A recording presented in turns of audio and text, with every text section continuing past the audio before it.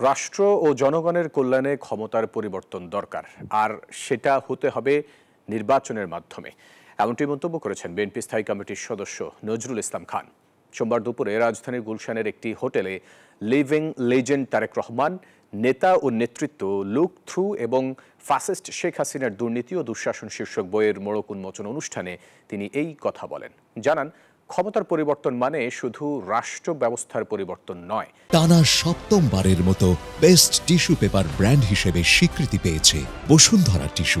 বিএনপিকে ভাঙার চেষ্টা করা হলেও জিয়াউর রহমানকে সামনে রেখে খালেদা জিয়া ও তারেক রহমানের নেতৃত্বে বিএনপি এখন আরও বেশি শক্তিশালী হয়েছে বলেও মন্তব্য করেন নজরুল ইসলাম খান।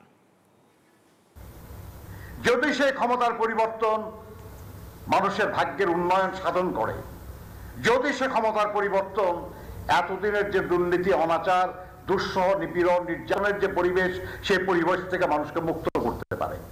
আপনার একটা রাষ্ট্র পরিচালনা করতে হলে তো আপনার রাষ্ট্রের ক্ষমতার পরিবর্তন আনতে হবে,